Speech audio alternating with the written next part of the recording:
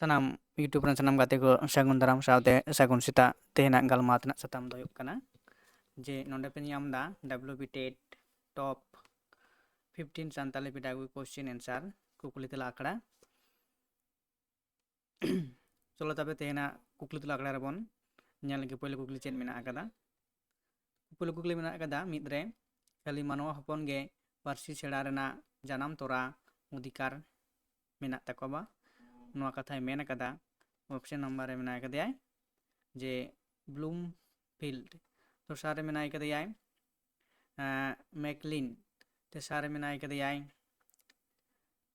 Peter और पुन रे मेना कदिया चॉम्स्की नोआ रेना सही तेला से सही लनाई दो हुयुग कना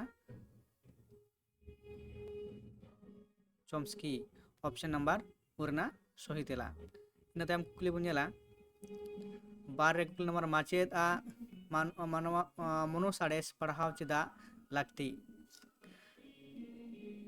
ऑप्शन मेना अकदा मानवा साड़ेस बाडाय लगिते माचेद नवा मनुसाड़ेस पढ़ाव बाडाय लगती कनते आर मेना अकदा मनुसाड़ेस तेतेद बाडाय लगित तापरे उर इरे मेना अकदा मनुसाड़ेस सिय लेका आचार आचरण लगित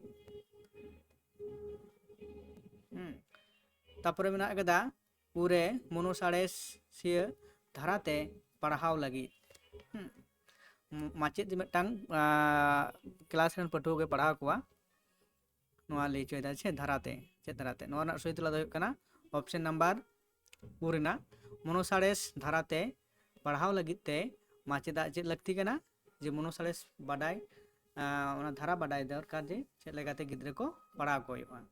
पे नंबर कुकली बन नेला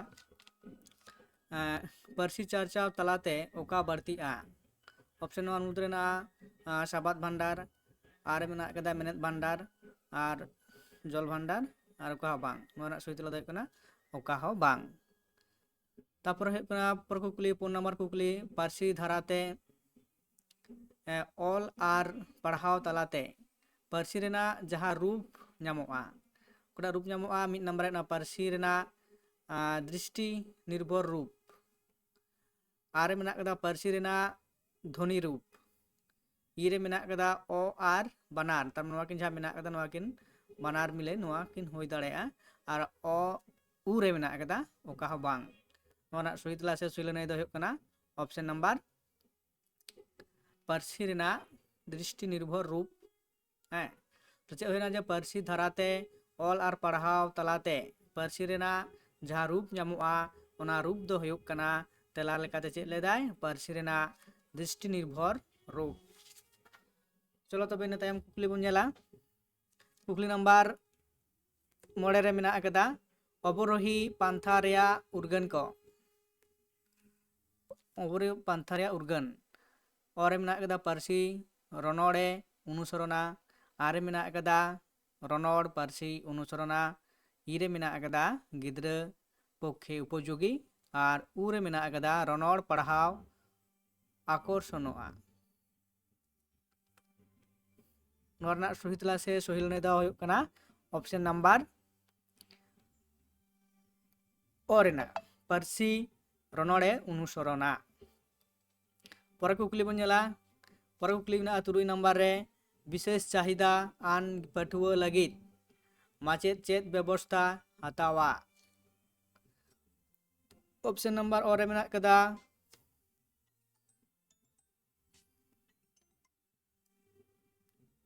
अनुकरण उनको पठुआ कोय एड़ा कोआ आर मेना कदा एटा इतुन आसड़ा रेको इदी कोआ इरे मेना कदा उनको लगित झोतो सेचेद पांथा को व्यवहारा इरे मेना कदा उनको चेतान नपाय व्यवहार को उदुका नोआ रेना सही तेला से सही लनाई दो हुयुग कना ऑप्शन नंबर इरेना उनको लगित झोतो सेचेद पांथा को व्यवहारा ऑप्शन नंबर इरेना सही तेला तो चेद होइना विशेष चाहिदावान पठुआ को लगित माचेद चेद व्यवस्था हतावा ओना दो हुयुग कना उनको लगित झोतो सेचेद पांथा को व्यवहार हुयुगा से व्यवहाराय चलो तबे ओना परे कुकली बन नेला एयाय रे हड़मो रेया ओका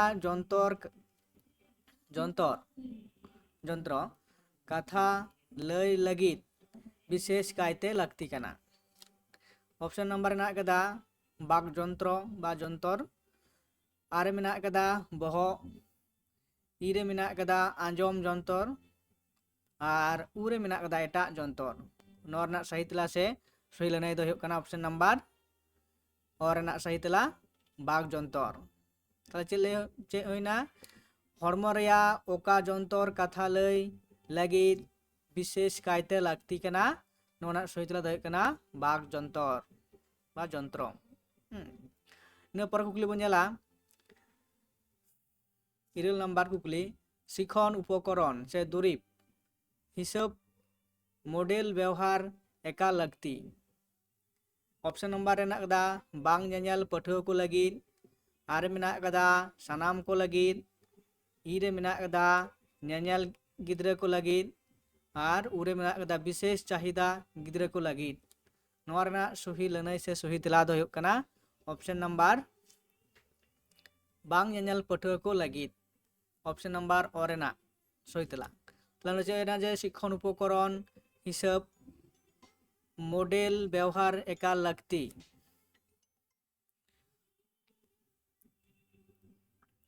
और मेना कदा बांग नेनेल पाठुआ को बांग अंदर चे होइना जे बांग नेनेल पाठुआ को लगिद।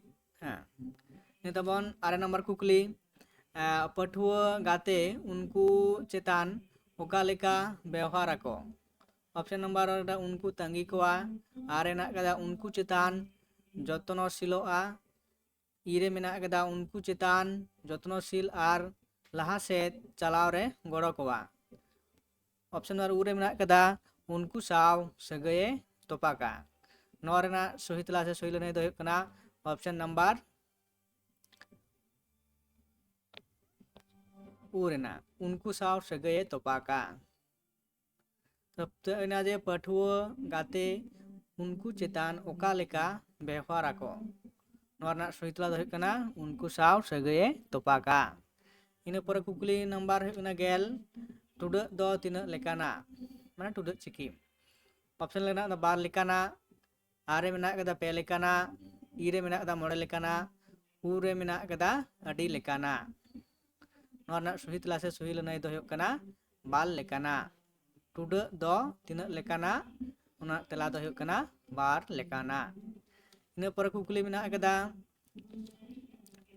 गेल मित रे हिता लयते चेद बुझाआ। ऑप्शन नंबर मेना कदा हेवा रेया ताल, आरे मेना कदा शेरवा रेया ताल, इरे मेना कदा हित रेया ताल और उरे राधित रेया ताल। नोरना सही तेला से सही लनाई दो हुयुग कना ऑप्शन नंबर ई रेना हित रेया ताल। हिता लयते बुझाआ हित रेया ताल। इन पर कुकली मेना कदा गेलबार रे आम दो ओका गरन रेया अड़े कना। ऑप्शन नंबर मारांग गरन, आरे मेना कदा सामांग गरन, इरे मेना कदा सांगिन गरन, उरे मेना कदा गरज गरन। नोरना सही तेला से सही लनाई दो हुयुग कना सामांग गरन। इन पर कुकली हुयुग कना जे आविष्कार तत्व दो। ऑप्शन ओ बांग बाडाय खन बाडाय साताम से चलाव, आरे मेना कदा बाडाय खन बांग बाडाय साताम से चलाव, इरे मेना कदा पाठुआ को चेतान रनोड़ रेना अरी उंडो, उरे मेना कदा अवरोही पंथाते रनोड़ सेड़ा। ऑप्शन नंबर बात सही तेला दो हुयुग कना पाठुआ को आकोते रनोड़ रेया अरी को उंडोका। नोआ गे हुयुग कना आपिस तत्व। ताहले आपिस तत्व दो हुयुग कना पाठुआ को आकोते रनोड़ रेना अरी को उंडोका। इन पर कुकली दो बानु कदा नोडे गे मुचाद मा एनखान